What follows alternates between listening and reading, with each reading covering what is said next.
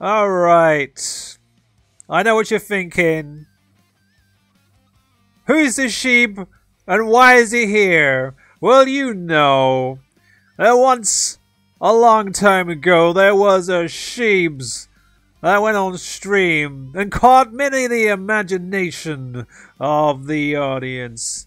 And the gun dog, or the dog smith, has once again come back to the internet or something. Well, anyway, let's get on with this. It's the On Show, and I'm here to talk about what's happening on Twitter and in life and all kinds of things, and keep it kind of simple and centrist, if you know what I mean. Yeah. So, a couple of things. I'm not even going to tell you what we're going to talk about. I'm just going to talk. So you don't really need to watch. You can just listen to this while you're driving in your car, or you know, if you want to look at some of the fan art that we're flicking through, some of the videos that we're going to see, yeah, tune in on YouTube. But right now we're looking at a wonderful picture here by Hitorino something. I don't know. I can't read. My kanji's really bad, but it's really nice artwork. So I guess, yeah, you should really look at this on YouTube. It's really good. And of course, if you want to catch up with all of the wonderful retweets and artworks and videos and tips and tricks and going-ons, you want to follow me on Twitter. That's where we're keeping all the amazing stuff up to date. But let's move on. Oh yes, let's move on. It was a good joke there. You'll have to read that one. So Cane Blue River, shout outs. We hear you over there. You can't really see it right there. Maybe there, that'd be better. They're over in Japan at the moment, having fun, getting into debt, heavy debt, buying stuff from the Akiba SNK pop-up shop. That won't be there forever, so definitely want to take advantage of that. You skip that. Blah, blah, blah. Oh, look at some Zarina videos. So some of the stuff. Oh, I'm sorry. Some of the mix-ups and things you could do. As you can see there, hopefully you saw it. She's got a great EX that kind of restand. That's kind of good stuff. I really need to get to know Zarina, but you know, frankly, right now I'm kind of out of the loop.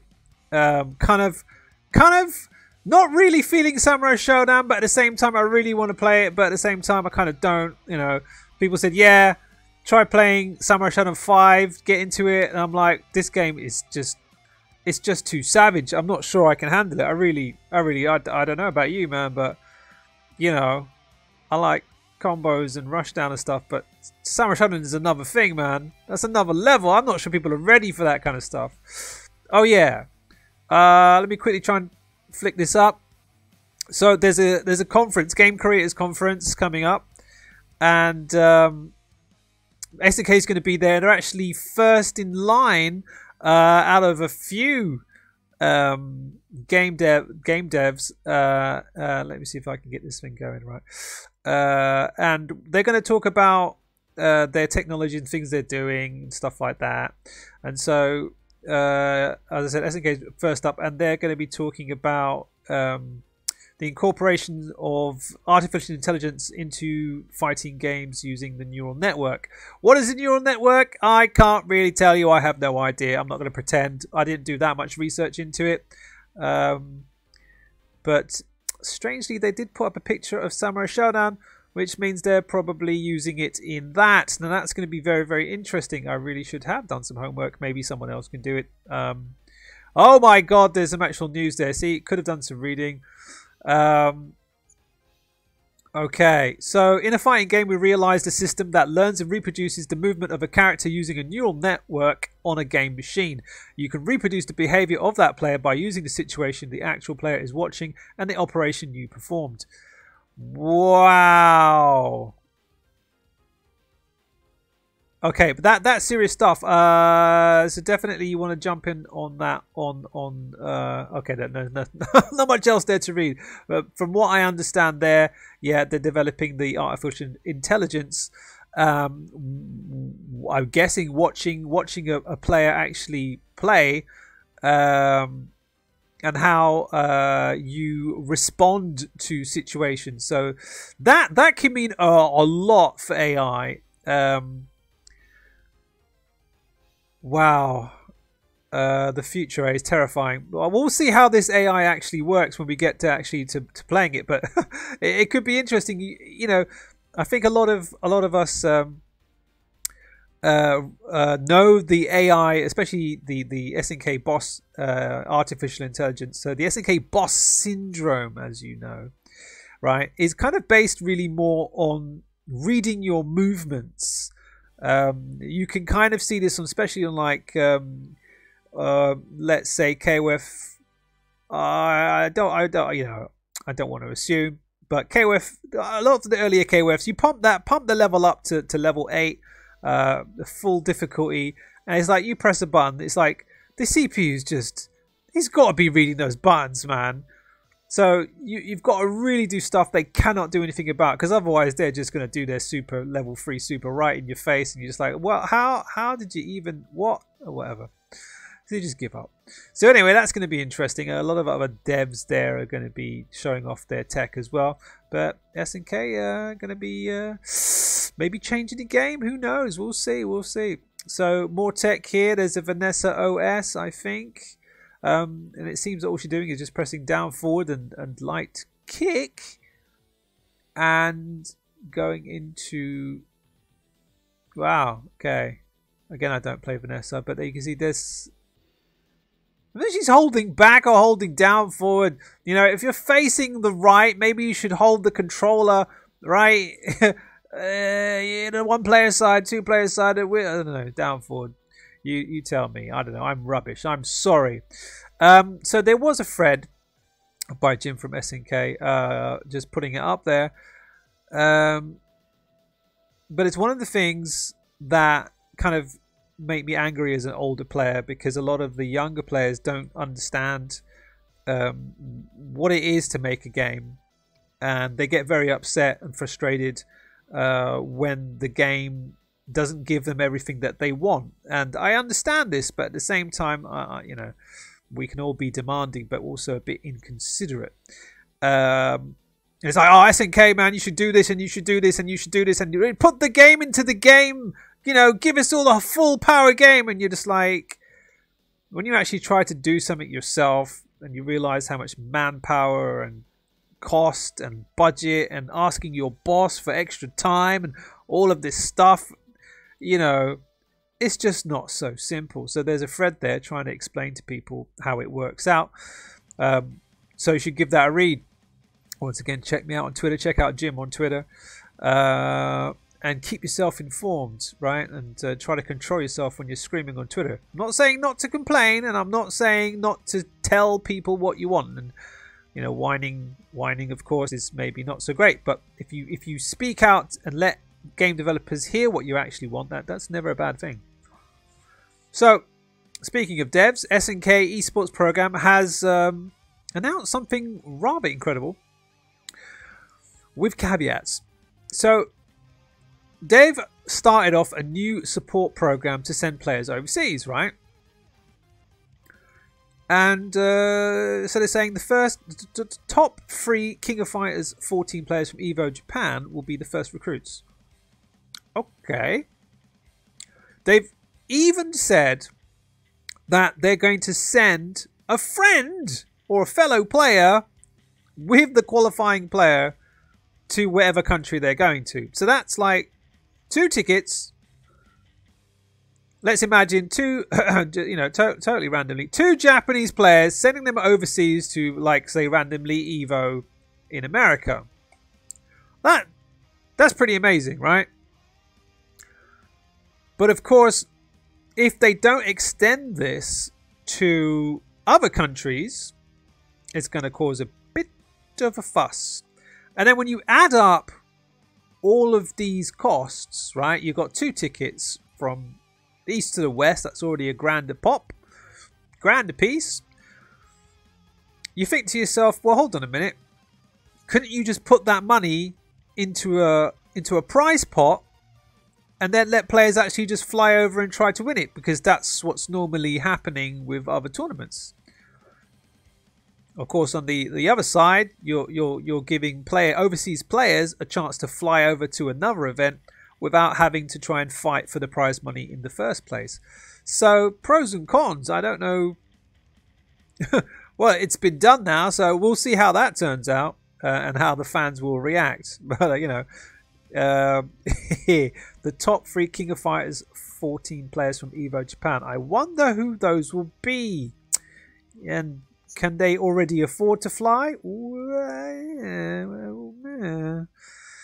Yeah. Kind of, I'm not sure. Well, you know, it does help the sponsored players to travel even more, which is good because it does have a ripple effect. When these players go and enter a tournament, it creates hype for the tournament, it attracts other people to enter the tournament, and so on and so forth. On the other hand, you could have a Shanghai, for example, or M Dash. You could pay for them to travel to a tournament in the middle of nowhere, and maybe nobody cares. and the tournament is like, well, okay, M Dash is coming, Shanghai is coming, Lagia is coming, and it's like, I have no chance of winning. I can't be bothered. On the other hand, you could have a very motivated load of players who go like, yeah, I get a chance to play with Shanghai and Lagia and everything, and go absolutely crazy. Let's sign up. Let's go. And then, you know, the tournament is a massive success. But players are fickle. People are fickle. Everybody changes their minds and everybody can't be bothered to get out of bed. Who knows what excuses they'll pull out of their hat. But we'll see. Hopefully it will be a good one, and hopefully everyone will be happy and motivated and let's go get some games. And that's the way it should be. Crash! So more Zarina. There's a lot of Zarina in today. I don't know what's going on. Well, I'm sorry. I'll restart. Oh my god days. Can I just restart that? Sorry, restart. Okay. Goes for the grab. EX. Gets another grab. To the other side. Okay. Crouchy B, standing. Okay. I think somebody tried to stand up. Yeah, I'm an awful commentator when it comes to characters I don't know, and that's one of the characters I'm waiting to learn. Oh my days! Oh my days! Oh wow! Some risque artwork. So speaking of M Dash and Lagia, I'm not sure how to pronounce that. Lagia, probably Lagia. They had a first to 10 top of 3 man cell, so you want to check that out. Go to the YouTube channel with, of course, top of 3 man cell, Yuki no Jaw, and you see his channel there. So go and follow me on Twitter if you want to check that out. Now, a bit of KOF 11 for you guys. Why not? It's just awful, isn't it? How are you supposed to play this game? I don't know why these people love this game so much. It's ridiculous, mate. What the hell? Oh my word! What? Oh no! That is awful. Ban this game. It's broken. Ban it. Ban it. Destroy it. I never want to see it again. All right. So. Oh yeah. Yes. Speaking of SNKHeroines, couple things. Number one, you know that we're doing the Queen of Fighters interviews with some particular ladies of the KOFGC. Now we had a whole lot of schedule of ladies to interview, and you might have noticed there was suddenly a bit of a pause, and some of you might have noticed that Orochimaru suddenly kind of disappeared. Yes, I'll explain that now. What happened is we had a bit of a sex bot kind of infection, and little adverts were popping up that were advertising things that are a little bit too, well, inappropriate for our lovely audience. So our web host was like, clean up your site or no go. So I had to do a little bit of admin there to get that back on. But it's now all nicely cleaned up and back in working shape. So that's going back, and Artico is back on work, back on schedule, and will be unlocking those lovely pages for you to watch out. So go over to orochinagi.com and check out the interviews if you haven't already. And I'm gonna just look for some nice artwork or something. Oh wow, okay, that'll do. Yes. So you might have noticed SNK is now licensing out character IPs, so people, third parties can make some awesome stuff now, because you know they're not waiting around for SNK to do it themselves. But I have a feeling SNK are going to do it themselves. They're just getting themselves all ready. But Storm Collectibles they've got the Rugal, they've got the Iori coming up. They've got Kyo is now ready to go. Kyo's ready to go. Very, very interesting. One of the faces I don't like. This face I do like. He looks very, very poseable, and I think that's going to be a definite pre-order for me. The Iori's coming up, and then of course we've got Die Collectibles, which has the Terry from KOF 13, and they've got an Iori coming out as well, and it's all getting a bit sick. You've already seen the Kinetics Geese. And the Terry from them as well, ridiculous size, and it's all gone a bit crazy. I don't know if it's going to be a saturation of the market. I don't know if we're going to see the less popular characters, but of course this is the way it works, isn't it? You've got to start with the more popular kind of easy sales or guaranteed sales kind of things, and then before you take more risks with the lesser known characters. So it's going to be tricky. Not sure if I'll see another Shermie figure soon, but I think we've got K-Dash, we've got Kim as well. I can't remember who's doing those, but you definitely got to keep an eye out on the Twitter, and things just come and go like a flash. So still on the kind of Queens kind of theme, I want to have a quick chat. It's kind of a recycle about what I was talking about with what's going on with SNKHeroines at the moment. And you know, having a bit of a retrospective over what's been happening and the kind of crowd reaction to SNKHeroines, I've kind of looked back, and I've like looked at the game kind of more objectively, and just like absolutely, I can see how a lot of people got offended over it. But at the same time, it's a bit like the Gillette ad. It's like you see some things and you're like, that's not cool. For example, the zoom in on the cleavage, right? In SNKHeroines, and when they get I don't know, like paralyzed by the sand when they're in distress, that's just not cool, right? That's not cool, and I don't like it, and I don't think any kind of fans are going to like it. But what a lot of people seem to have overlooked is that it's not really there for you to like, because it's the villain that's doing it. But the problem with that is that while it's not justified, but it's the way it's presented is not. It's just not. It doesn't click with the way that we respect our fans, and I really think one of the things that they could have done to avoid that, if they just shown some people that weren't just agreeing to the vision of the director, was that, like, for example, the camera viewpoints that zoom in on the heroines, right, on the cleavage and stuff when they're trying to like pick up their shoes or whatever it is like it should have been seen that it was Kukri looking at them, not you looking at them, and so not making you feel like you're a pervert. It's a bit like some of the knee-jerk reactions to the Gillette ad saying, I'm not like that guy in the advert who's bullying other kids. Yeah, that's not really the point. It is not you, and the point was that you need to check out the villain who's doing it and stop them. It's a bit like SNKHeroines, but you know, you can't really blame people for having that reaction if that's how they react. It's a cultural thing, maybe, but that's how they react, and that should have been tested on people. What I didn't like are people who pretend that they did watch or did read or anything about the game or that Gillette advert, and then just jumped on the bandwagon to hate, and that's just nonsense, and that doesn't help anyone. But people got excuses to hate. They need excuses to hate, so they just jump on Twitter and start screaming. Okay, fine, great, wonderful. You know, that's just life on Twitter, isn't it? Social media, have a go. All right, fair enough. And the problem is, of course, is that SNKHeroines is a fantastic game.